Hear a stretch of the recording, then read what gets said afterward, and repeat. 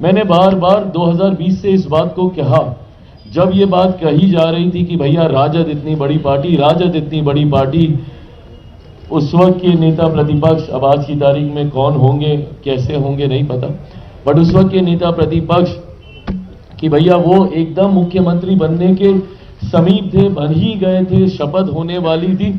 मैंने तब भी ये कहा था कि बिहार की जनता ने कभी भी उनको चुनने के लिए वोट नहीं दिया है। 2020 में बहुत सहजता से ये बात मेरे साथ जोड़ दी जाती थी और कह दी जाती थी कि चिराग पासवान की वजह से जनता दल यूनाइटेड को नुकसान हुआ। अगर जनता दल यूनाइटेड को नुकसान हुआ तो इसका लाभ किसको मिला? उसका लाभ सीधा सीधा राजद को मिला था।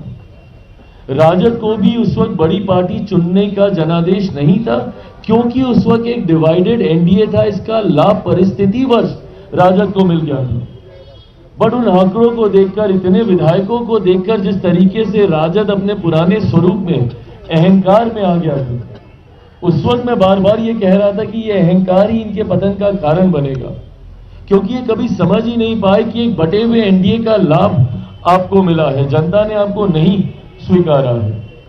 और आज वही चीज प्रमाणित हुई है।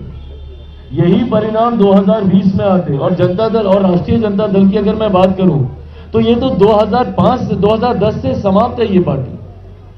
2010 में जिस तरीके से एनडीए को प्रचंड बहुमत, एक ऐतिहासिक बहुमत मिला था, उसी वक्त राजद को अस्वीकार कर दिया गया था, और ये अस्वीकार 2005 में भी हो गया था। तो एक बार जो 90 के जंगल राज के बाद, उन 15 सालों के शासन के बाद जनता ने राजद को अस्वीकार करने का काम किया, बिहार की जनता ने कभी उन्हें दोबारा स्वीकार नहीं किया। अब उसके बाद से परिस्थितियां बनती गई। 2010 में जनता ने स्पष्ट जनादेश दे दिया कि भैया राष्ट्रीय जनता दल जंगल राज वाला नेतृत्व तो हमें नहीं चाहिए। पर 2015 में परिस्थितिवश पुनः उन्हें मौका मिला। मुख्यमंत्री नीतीश कुमार जी के उनके साथ जाने की वजह से उन्हें लाभ हुआ, और 2020 आते आते तक जिस तरीके से एनडीए में बिखरा हुआ, अगर 2015 का भी एनडीए वैसा ही रहता जैसे आज है, तो भी इन लोगों के लिए खाता खोलना मुश्किल होता। 2020 में भी आज जैसे हम लोग हैं वैसे ही रहते, तो इन लोगों के लिए दहाई का आंकड़ा पार करना मुश्किल होता। और 2025 ने तो प्रमाणित कर ही दिया भैया। इतना बुरा हर्ष, कई लोग सोचते हैं कि और कहते हैं कि भैया ये तो कल्पना भी नहीं की थी। बिल्कुल कल्पना की थी, मैंने कल्पना की थी, और मैं बार बार आप लोगों से बातचीत के दौरान इस बात को मैं कहता रहा था, और मैं कह रहा था कि भैया अगर हम लोग यूनाइटेड तौर पर चुनाव लड़ लेंगे तो कोई कारण नहीं है कि राष्ट्रीय जनता दल या महागठबंधन अस्तित्व में भी आ सके।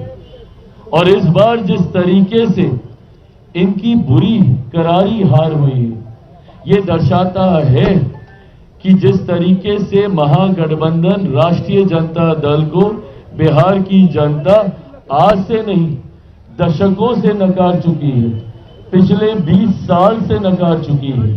ये सिर्फ एक भ्रम बना हुआ है, और इस बार तो भ्रम यहां तक टूटा कि जिस एमवाई समीकरण की ये लोग बात करते थे, इस बार तो वो एमवाई समीकरण तक ध्वस्त हुआ है। और इस बार कई ऐसे एम हैं एक बड़ी संख्या में जिन्होंने हम लोगों का साथ देने का काम किया, जो मुख्य धारा के साथ जुड़ना चाहते हैं, और कई ऐसे वाई के साथी भी हैं जो इस बात को समझ गए भैया कि वाई का मतलब सिर्फ एक परिवार है महागठबंधन में। वाई का मतलब मुख्यमंत्री भी मैं, मेरे जेल जाने के बाद मेरी अर्धांगिनी, अगली पीढ़ी आएगी तो मेरा बेटा, सांसद बनने की बात आएगी तो मेरी बेटी, कोई भी लाभ मिलने की बात होगी तो मेरा परिवार। तो वाई भी इस बात को अच्छी तरीके से समझ गया। आज उसी समाज से आने वाले मेरे कई विधायक आप सबके पीछे यहां पर मौजूद हैं। तो ऐसे में चुनाव पहले दिन से ही स्पष्ट था कि जिस एकजुटता के साथ एनडीए चुनाव लड़ रहा था, जहां पर बात सिर्फ विकास की हो रही थी, जहां पर बात डबल इंजन से मिलने वाले लाभ की हो रही थी, जहां पे बात मेरे प्रधानमंत्री के सोच की हो रही थी, जहां पे बात मुख्यमंत्री नीतीश कुमार जी के अनुभव की हो रही थी, जहां पे बात बिहारी फर्स्ट की हो रही थी, जहां पे एनडीए घटक दलों की एकजुटता की बात हो रही थी, तो वहीं दूसरी तरफ महागठबंधन के अहंकार की बात हो रही थी, एक दूसरे को सम्मान ना देने की बात हो रही थी। आप बताइए भैया, ये कौन सहज स्वीकार करेगा कि इतनी माथापच्ची के बाद, हाथ पांव जोड़ने के बाद, एक दूसरे को आंख दिखाने के बाद तो आपने मुख्यमंत्री के चेहरे पे सहमति दी। अगर ये सहमति इतनी पहले ही थी तो राहुल जी तो घूम के गए थे ना भैया बिहार, उस वक्त घोषणा कर देते उनके चेहरे पर किस तरीके से उनको डराना धमकाना पड़ा, तब जाके वो चेहरे की घोषणा हुई। और एक और जो उप मुख्यमंत्री बनने के लिए भैया पूरी पार्टी को ही उन्होंने स्वाहा कर दिया। और उस पर भी अहंकार उस गठबंधन का देखिए कि जनादेश अभी तक आया नहीं था और 18 तारीख को हम शपथ लेंगे, 18 तारीख को हम शपथ लेंगे। ये लोकतंत्र की भाषा नहीं है, ये अहंकार की भाषा है, ये तानाशाही की भाषा है। और जिसको 90 के दशक के बाद जनता ने नकारा तो आज तक उन्होंने कभी स्वीकारा नहीं।